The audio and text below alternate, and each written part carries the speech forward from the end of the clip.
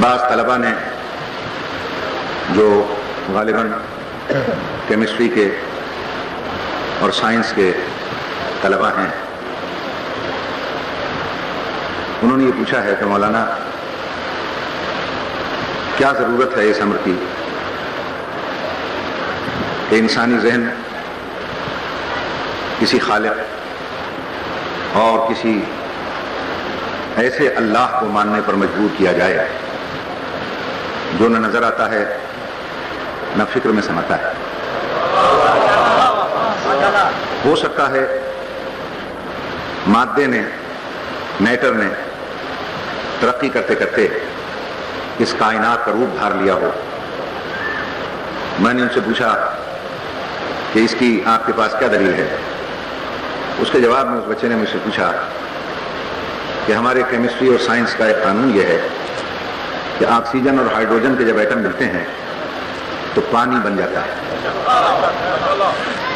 ساری کائنات ایٹم کا مجموعہ ہے۔ ہو سکتا ہے جس طرح آکسیجن اور ہائیڈروجن ملنے سے پانی بنتا ہے، مختلف مادے نے ترقی کی ہو اور اس طریقے سے ساری کائنات وجود میں آ گئی۔ ظاہر ہے کہ ان مجالس میں اس قسم کے سوالات اور اس قسم کے موضوعات پر چونکہ بہت کم گفتگو ہوتی ہے اور عوام الناس اس کے عادی نہیں ہیں، لیکن میری کوشش یہ ہوگی کہ میں اتنے آسان الفاظ میں ان سوالوں کا جواب آپ تک پہنچاؤں کہ بچے سے لے کر بڑے تک کے ذہن میں یہ مسئلہ حل ہوتا چلا جائے۔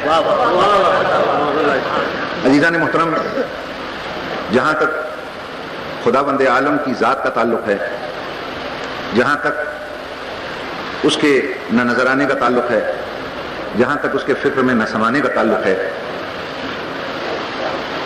وہ خالق، وہ مالک، وہ پالنہار یقیناً وجود رکھتا ہے، اور اس نے اپنی معرفت کے لیے دو قسم کے اسماء دنیا کے سامنے رکھے ہیں۔ ایک اس کا اسم ذات کہلاتا ہے اور باقی اس کے اسماء صفات کہلاتے ہیں۔ اس کا اسم ذات صرف اور صرف ایک ہے جسے کہتے ہیں اللہ۔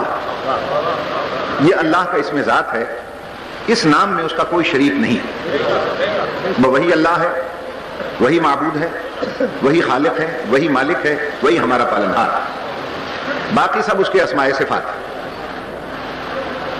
رہ گیا یہ امر کہ وہ نظر کیوں نہیں آتا، فکر میں کیوں نہیں سماتا، تو آج بڑے حوصلے سے یہ خشک وادی سے آپ میرے ساتھ گزریں۔ میں پوچھتا ہوں کہ جس مادے کی آپ نے بات کی ہے، جس میٹر کا آپ نے مجھ سے سوال کیا ہے، کیا کیمسٹری اور سائنس کی روح سے اس میٹر کو بھی آپ نے دیکھا ہے یا نہیں؟ اس لیے کہ فلسفے میں میٹر اور مادے کی تعریف یہ ہے کہ جو کسی چیز کی صورت نوعیہ یا صورت جسمیہ کو قبول کرتا ہے اسے کہتے ہیں میٹر۔ میٹر کی تعریف یاد رکھیے گا۔ یہ دیوار ہے آپ کے سامنے، یہ یقیناً مادہ ہے، لیکن آپ اس مادے کو نہیں دیکھ رہے، آپ دیوار کے رنگ کو دیکھ رہے ہیں۔ آپ اس رنگ کو کھرچ دیں گے، نیچے سے ایک اور رنگ نکل آئے گا۔ نہ یہ رنگ مادہ ہے، نہ یہ نظر آنے والی صورت مادہ ہے۔ مادہ اور میٹر وہ ہے کہ جس نے اس رنگ کو اپنے اوپر اٹھایا ہوا ہے۔ آپ حواس خمسہ سے محسوس کرتے ہیں میٹر اور مادے کو، کسی چیز کو چھو کر کہ گرم ہے، سرد ہے، ٹھوس ہے۔ معاف کیجیے گا، یہ مادہ نہیں ہے۔ جس نے اس کی گرمی کو، جس نے اس کی سختی کو اپنے اوپر اٹھایا ہوا ہے اسے مادہ کہتے ہیں۔ اس کو آپ چھو نہیں سکتے۔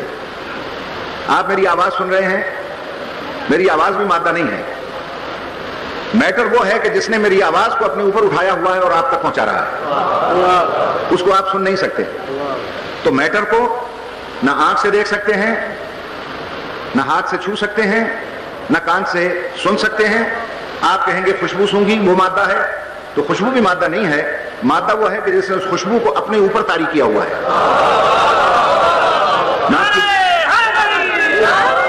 معاف کیجیے گا، وہ بھی سونگنے میں نہیں آتا۔ ہو سکتا ہے آپ کہیں نمک، چینی، میٹھا، کڑوا یہ مادہ ہے، وہ بھی مادہ نہیں ہے۔ جس نے اس چینی کی مٹھاس کو اپنے اوپر طاری کیا ہوا ہے وہ مادہ ہے، وہ چکھنے میں نہیں آتا۔ میری سمجھ میں نہیں آتا کہ کیمسٹری کے طلبہ کس خارزار میں کھوئے ہوئے ہیں جب مادے کی یہ تعریف ہے اور میٹر اسے کہتے ہیں جو نہ دیکھنے میں آئے، نہ سونگنے میں آئے، نہ چکھنے میں آئے، نہ چھونے میں آئے. تو جب مادہ نہ چکھنے میں آتا ہے، نہ سونگنے میں آتا ہے، نہ چھونے میں آتا ہے، نہ دیکھنے میں آتا ہے، نہ سننے میں آتا ہے، تو وہ خالق مادہ تیری سمجھ میں کیسے آ سکتا ہے کہ اگر وہ نظر نہیں آتا تو کیا اس کا وجود نہیں ہے؟ اگر مادے کا وجود ہے تو خالق مادے کا بھی وجود ہے.